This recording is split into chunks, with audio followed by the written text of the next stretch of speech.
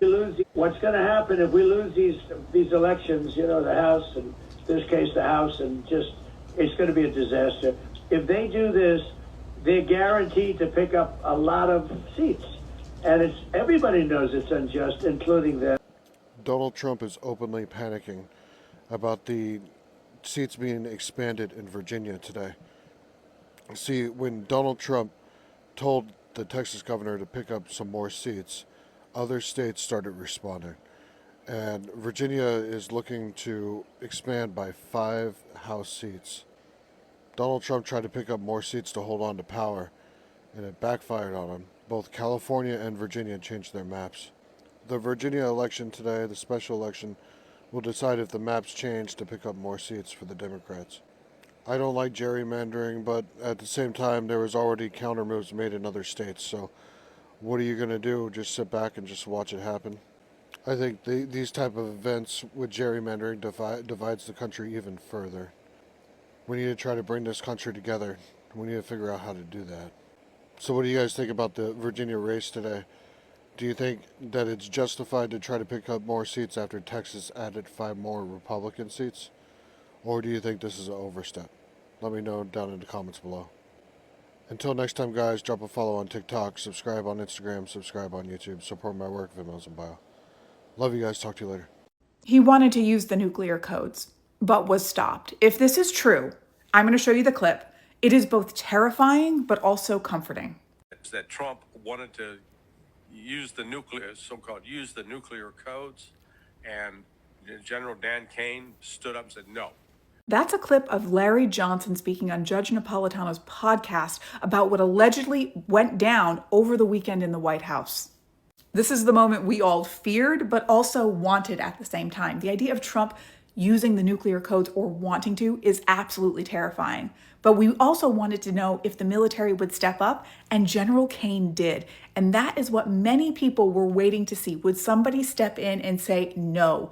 And I know there are creators on here that have been preaching this over and over and over again. Knitting Cult Lady, I know, is going to get tagged a lot in this, and that's fine, because she was right. The military, particularly the upper brass, are not going to follow illegal orders. They're going to follow the law. And I'm very happy that General Kane did so. So if you ever wonder, are there people in the sphere, in the inner sanctum of the Trump White House that are going to push back? Yes. Are they in the military? Absolutely. So you can see all these people like Pete Hegseth and everybody else posturing and talking and quoting Pulp Fiction, but the ones who are really in charge, the ones who are really in charge of the military, like the generals with actual military experience, will be the ones to say no. They're going to be the ones that stop this. Donald Trump's own administration is starting to turn on him as they're now going to the press to say how they really feel. Now, if you missed it on Friday, Iran announced that the Strait of Hormuz would be open so long as the U.S. met certain obligations. Well, Donald Trump responded by saying no, the strait is open because Iran caved and we don't have to do anything. So Iran closed the strait. Essentially, Donald Trump put his foot in his mouth and Iran made him pay. Well, now White House officials are coming out and saying that very thing, with several of them privately going to the press to saying that Donald Trump is ruining negotiations, that his mouth is hurting everything we're trying to build, that the war with Iran could essentially be over if not for him, and this is how it starts. Slowly, leaks start to come out. And then people get braver, and more will come out. And Donald Trump is a paranoid person. So he is going to start making accusations. He's going to start getting rid of people, whether he has evidence they're the leaker or not. And we've already seen now 3 cabinet secretaries resign or get fired since things have started to fall apart. And it's about to get a lot better. Buckle up. You see, we have a powerful man in office right now. And I'm going to tell you this. He cannot be the main character of the American story. We are the main character of our story. And it is time for a new deal again, because the current deal is not working when Americans can't afford their health insurance. The current deal is not working when people can't afford to buy a home. The current deal is not working when you can't afford child care and to pay your rent. The current deal is not working when masked men are coming into our neighborhoods and dragging our neighbors out. The current deal is not working when we're bombing other countries and have money for war. but don't have money to feed the poor. The current deal is not working. When hate is preached by the White House, but only love will see the day. We need a new deal again. So Mark Carney comes out and says, we cannot trust America, and says Canada-US ties has become a weakness that needs to be addressed. This is really true, Mark Carney. Why does your wife live in the US? Why do all 4 of your kids go to school in the US? Why is 91% of your investment portfolio based in the US?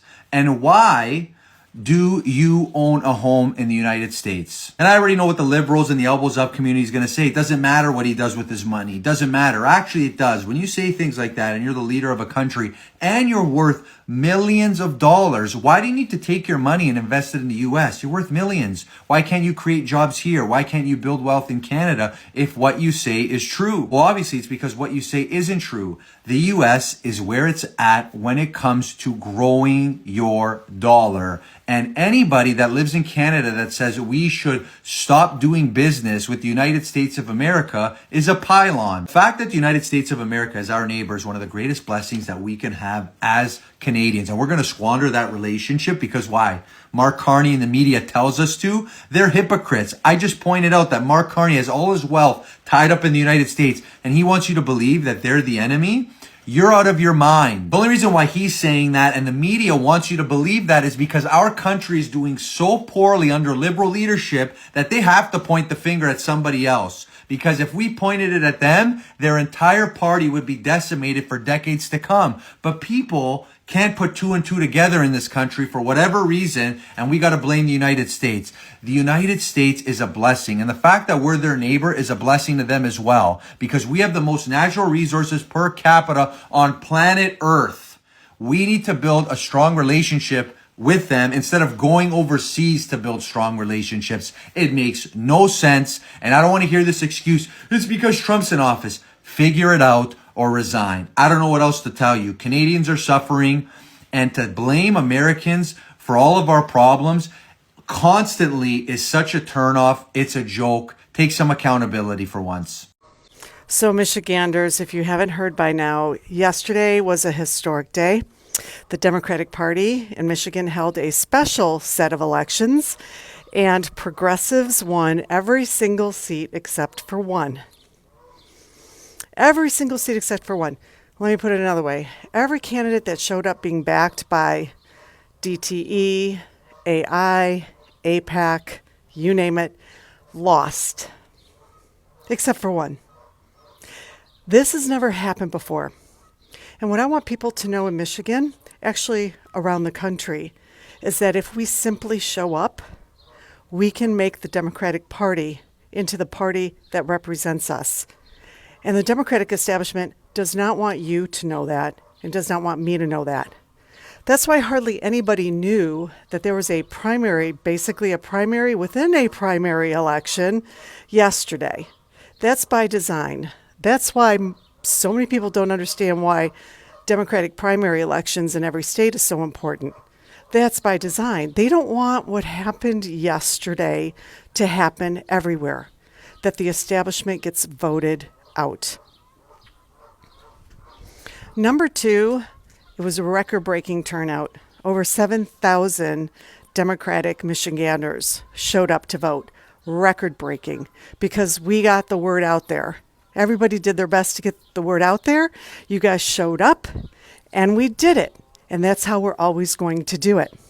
But also yesterday, Republicans held their nomination convention, and they elected their Republican Attorney General and Secretary of State and other, university positions and so forth. So what happens next is we immediately start contrasting our progressive nominees with their Republican nominees going into the midterm elections.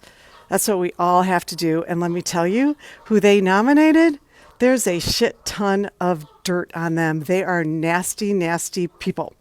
I'm sorry. Their positions are horrible. Only 2,000 people showed up at their convention compared to our 7,000.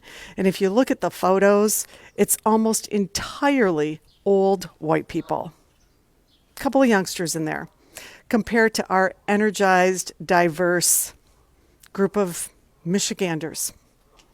Finally, there's not much coverage on the sweeping historical elections yesterday, and that's by design as well. The corporate media would never want the United States, all of the American voters, to know that something like this is actually possible. You're not going to find much content. So, anyway, there you go.